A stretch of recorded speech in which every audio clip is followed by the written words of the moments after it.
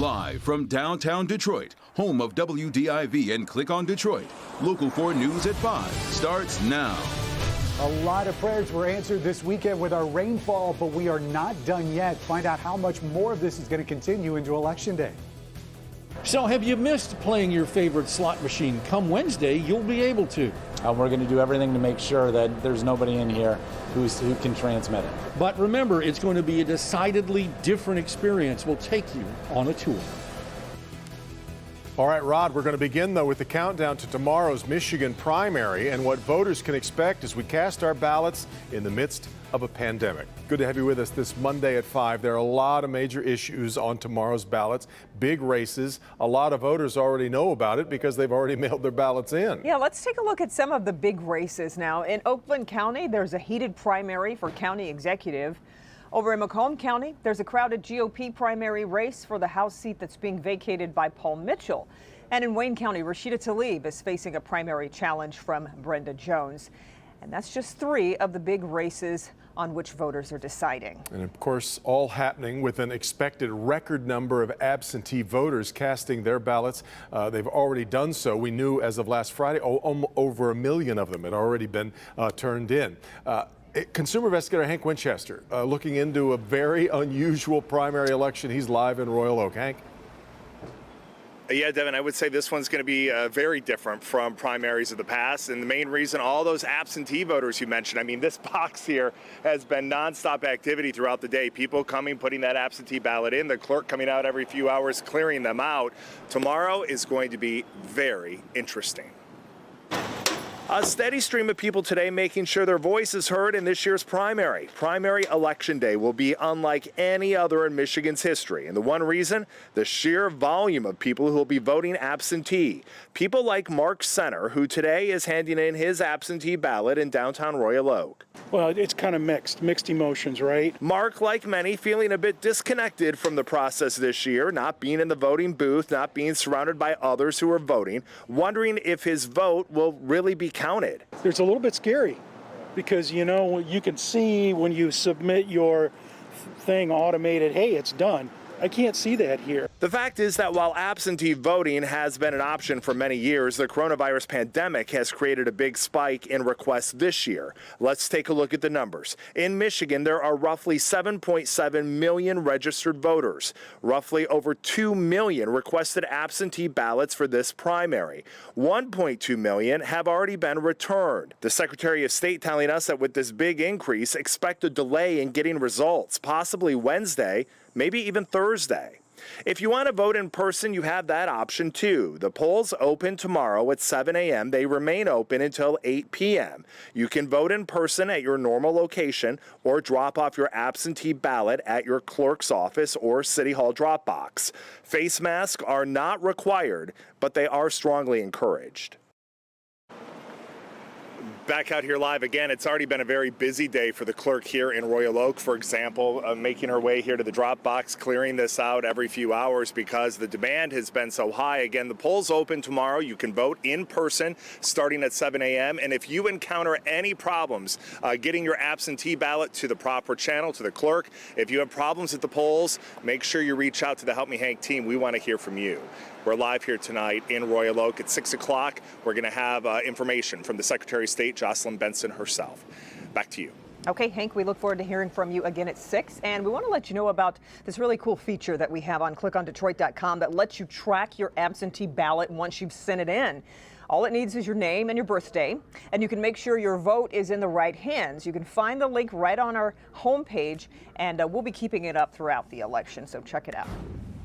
Well, after a rainy weekend, temperatures have cooled off and then the sun comes back out. That's all pretty good. Yeah, maybe we're not totally out of the woods just yet, though. Let's check in with Ben. You've got your eyes on a potential storm system here. Yeah, still a few more, guys, and this is not bad news. There are still a lot of folks that didn't get as much rain as they would have liked, even though some of us really got walloped here over the last 24 hours. Let's go to Storm Tracker 4. You can see that area that's just north of Jackson, almost paralleling 94. That is the one that we're watching. There's a little bit more activity that's up there in the Saginaw Bay headed towards Flint. So that will be probably active at least to the rest of the evening hours, and we'll keep track track of that. Otherwise, as the showers end, we'll still have a few lingering showers that show up on Election Day Tuesday tomorrow. So we'll talk about timing of that. And beyond that, well, it's going to be a lot of dry conditions and a decent amount of sunshine. But the question is, where will the temperatures and the humidity end up? We'll look at all that coming up for you in just a few minutes, guys.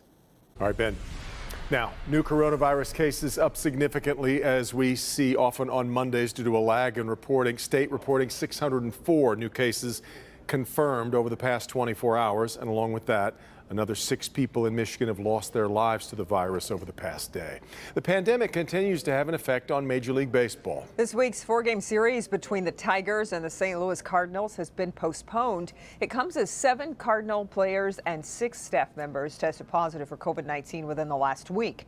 The Cardinals have been in quarantine since Thursday and will remain in Milwaukee. No word on when the series, originally scheduled for Comerica Park, will be made up.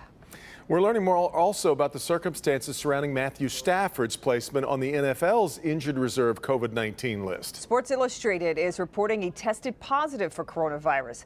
NFL players can be placed on the reserve COVID-19 without testing positive if they've had close contact with someone who's sick. However, according to Sports Illustrated, this is not the case for Stafford, that he did indeed test positive.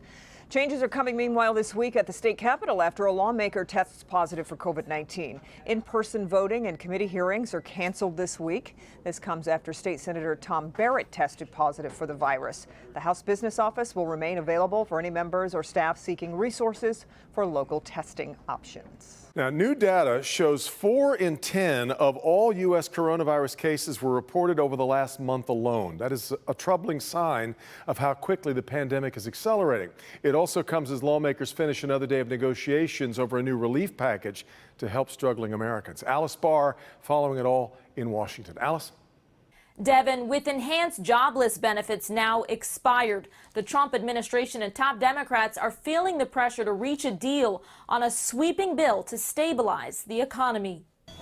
Across the country, coronavirus cases are surging. Millions of Americans losing expanded unemployment benefits and risking eviction, while on Capitol Hill, deadlock.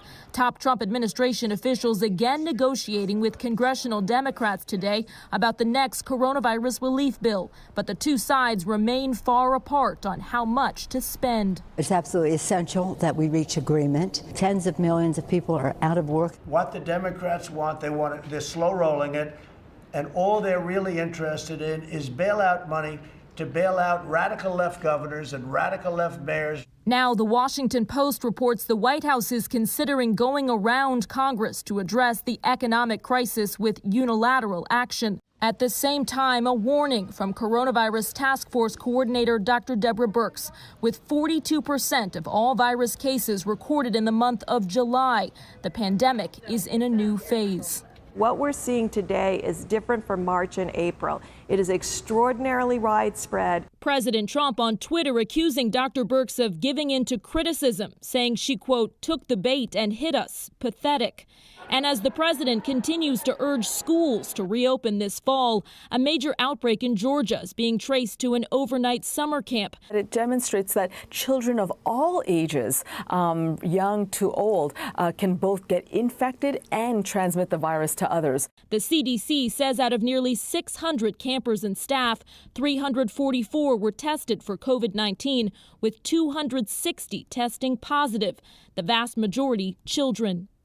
A few school districts have started to reopen, and already we're seeing quarantines and even temporary closures in some hotspots as students and staff test positive for the virus. In Washington, Alice Barr, Local 4. Motor City Casino here in Detroit will reopen Wednesday, and one thing is for certain, it's going to look a whole lot different. We'll have dealers wearing face shields, everyone wearing masks, plenty of plexiglass dividers. Our Rod Maloney got to check out the changes today. Rod, they're trying to keep it, I guess, as safe as possible. Indeed they are, and it begins and ends right here, Devin, with the mask. Now, they're capped at 15%. That's 1,600 people in Motor City. They open Wednesday at 10. Entry starts and could end in your vehicle. Expect to get your temperature taken, yes, inside the car. They'll ask you or passengers if you have a cough, whether you've been exposed to anyone. Answer yes, you'll be asked to leave. Casino President Bruce Dole says, We're going to do everything to make sure that there's nobody in here who can transmit it.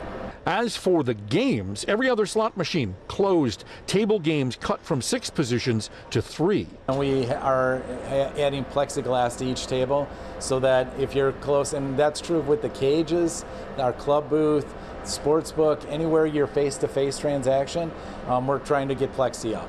Nearly 1,000 casinos across the country are competing for plexiglass. Not every table will have it by Wednesday. You'll likely see dealers and other employees in face shields. What about the food? Only the Burger Deli and Little Caesars Pizza stand will be operating and serving boxed meals. There will be a VIP section to offer more. Dining tables are socially distanced. There won't be any eating inside the casino because you have to lower your mask. If you think that's restrictive, check out how having a drink's going to work.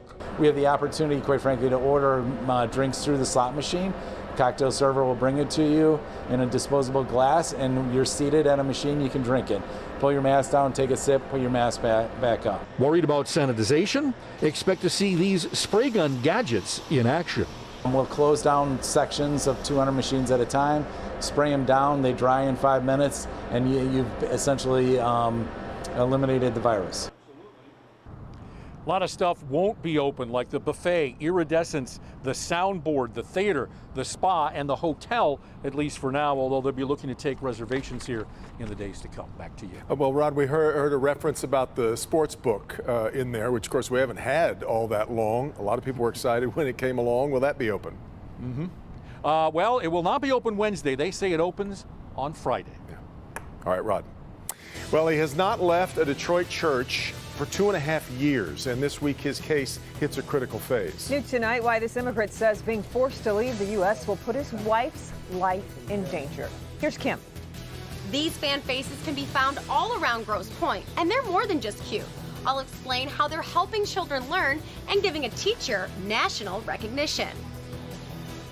All right, but first, how the pandemic has changed the way we use social media, why we may be scrolling more but posting less. Next.